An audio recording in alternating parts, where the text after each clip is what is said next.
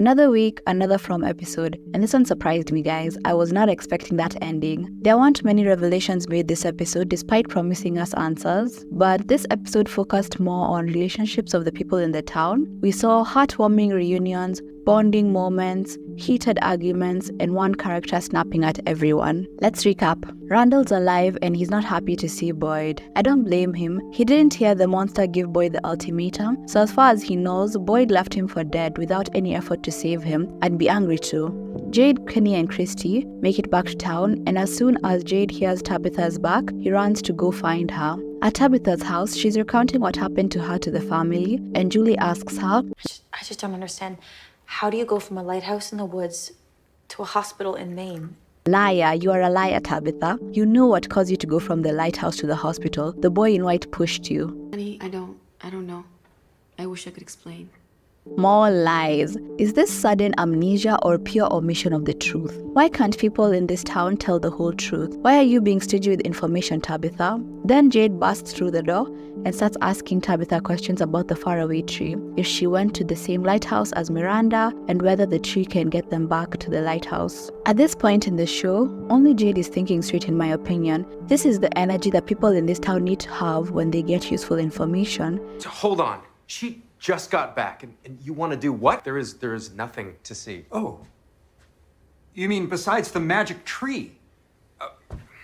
And this is the type of behavior that we don't need in this town, Jim. Really?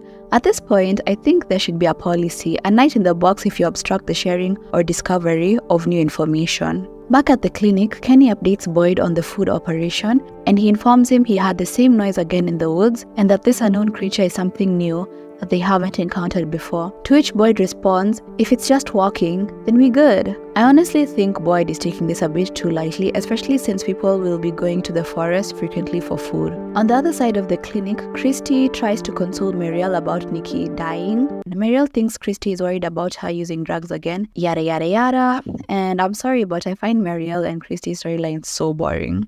Swiftly moving on, Randall is going through it. He seems to be having nightmares. I think the monsters did a number on him that night before dumping him. Boyd calls for a town meeting in the diner, and he's like, I know. You want answers? Well, I want answers too. But Dale says, why are you even talking to us? Where is Tabitha, the person with the actual answers? Victor's dad starts to explain how they ended up in the ambulance, but gets cut off when Tabitha shows up. They should have let him talk because maybe someone else had a connection with maybe the bracelet or the song that was playing in the car. While the meeting's happening, Julie heads to Colony House to get some green stuff to smoke. And on her way out, Elgin almost pummels her with a fireplace scooper, but doesn't. So she's like, let's hang out. And they start sharing what they've each been going through. Elgin with the kimono lady and Julie hearing screaming in her head. And Julie says, They're in the diner right now with everyone else trying to figure out what it means that my mom got out. What do you think it means? Honestly, I don't think it means anything.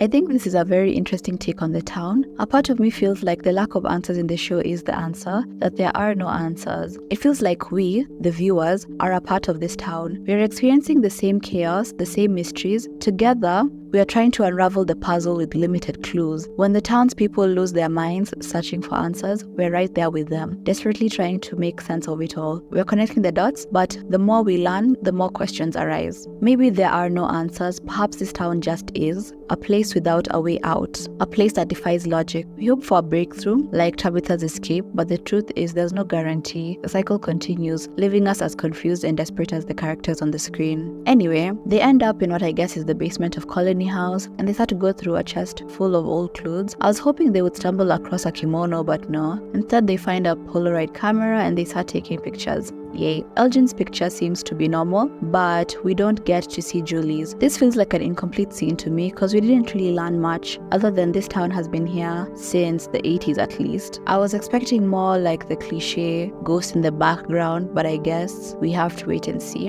Maybe there was a clue in Julie's picture. Maybe she's the kimono lady, but I highly doubt that. Back at the diner, tensions are rising, and understandably so. Someone managed to get out, and pretty much did nothing to get help or answers. But also, what could she have done? The chances of getting help from the people on the outside would have been slim to none. First off, it's not like she has the coordinates or directions to this place. Second, everyone but Victor's dad thought she was a homeless nut job. I do, however, think she dropped the ball in finding more information. She could have tried to look up the other people that went missing in the town, look for a connection, Google the word Ankui. I don't know. This is why they should have just let both Henry and Tabitha tell the story from the beginning to the end. Cause had she explained the bottle tree in the park, it probably would have made sense as to why she was not taking a day trip to the park. Out there, in the real world, where people can help. How could you not take advantage of that?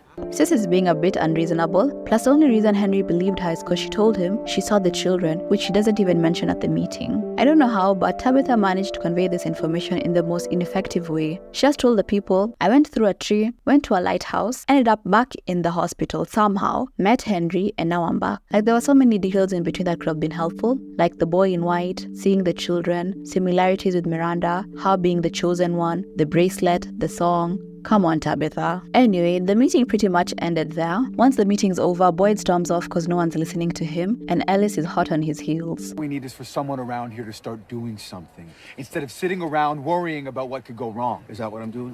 That's rich coming from you, Ellis. What have you done for this town, huh? Since season 1, all you've done is have an attitude with Boyd, work on your paintings, and get Fatima pregnant. Nothing to help anyone go home. What we need is to start taking chances. Oh, you want to take Like the way you didn't encourage Boyd to take a chance and try and catch a monster. Who you want to take a chance on?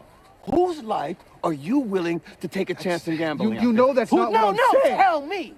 Because I want to know. Who we gonna march out there next, huh? The way Boyd snaps on Ellis. He looks like he was ready to square up. Officer Acosta finds Boyd in the sheriff's station, and he's still simmering from his conversation with Ellis. She tries to help by telling him they should come up with some sort of a project to help distract the people from thinking about the tree, which he didn't want to hear. I think this is one of Boyd's greatest weaknesses. He acts as though he's the only one that can come up with the ideas or the plans to go home. He has a hard time accepting help from other people. I know back in season 1, he believed he was going to be the one to help people get back home, but I don't think doing it alone is the right way to go about it. He needs the help of the other people in the town, especially the ones who are experiencing weird things like Jade, Tabitha, Victor who knows things, Sarah. There's so many people that would help him in this journey of his. He shouldn't do it by himself. Anyway, one thing you learn when you're older, any meeting with more than 3 people is basically pointless. He definitely has a point, because that town meeting turned out to be unproductive. Ellis catches Fatima eating her rotten stash. I think there's something wrong with the baby. I think there's something wrong with the baby. This explains why Fatima was so combative in the town meeting earlier. She's worried the town is affecting her baby. That morning, Victor and Sarah make their way to Colony House to get supplies for their trip to the tunnels. Dana breaks the news of Henry being in town, and Victor can't accept this, so he runs away. He tells Sarah that he never drew anything that he saw before he got to the town, not even his dad, and that he preferred to think of his life before being stuck in From as just a dream. I wonder if he doesn't remember how his dad looked. Anyway, he's worried that his dad remembers him as a little boy, not as the grown man he is now. Sarah tries to encourage him, but Victor's like, You're really bad at this.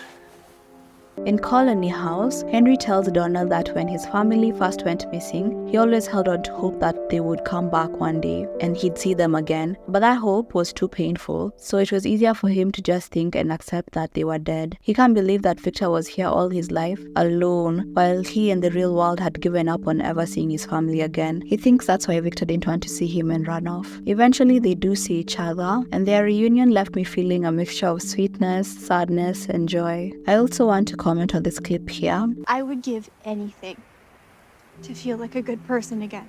It's easy to forget what Sarah did in season 1 when she killed Kenny's dad and the other lady, tried to kill Ethan, but ended up killing her brother, which basically turned her into a social pariah. I feel like those events happened so long ago, and the few good things she has done kind of make you forget, like helping Boyd navigate the forest or saving Julie and Ethan that night. I don't think Sarah is a bad person. She's just a good person that the town manipulated into doing a bad thing. When she took Victor to Colony House, everyone was staring at her like, you're not welcome here, and people are generally still mean to her. Kenny aside, do you think it's about time the town forgave her? Or at least moves past it for the sake of progress like Boyd did? What do you guys think? Please comment below. Also, if memory serves me right, I remember Boyd telling Sarah that she's not a bad person and that he's seen the town make people do bad things. So I wonder, why doesn't he give Acosta the same grace, since Nikki's death was due to an unintentional stray bullet? Also, I want to mention two things that were highlighted in the scenes that Henry was in. One is in Victor's room. He touches a particular picture that I don't think we've seen, whatever it is yet. Henry makes an observation that there's a motel sign,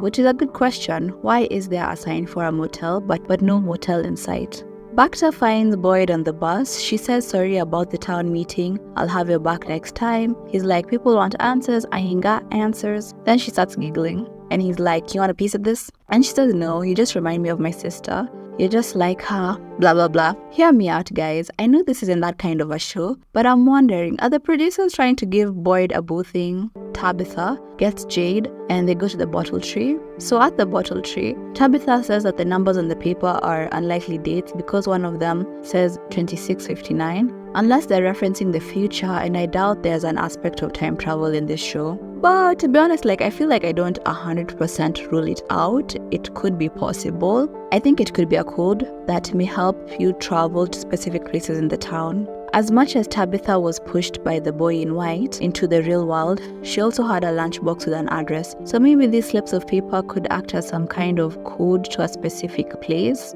So it turns out what Jade thought was a symbol is not a symbol, just a hole in the ceiling with roots. For the first time, I felt like there were threads that were finally starting to connect.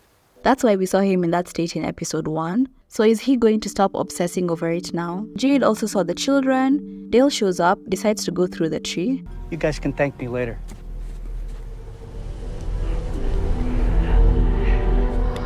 I didn't see this coming. Somehow he ended up in the concrete wall of the swimming pool. The producers really got me here. I loved it.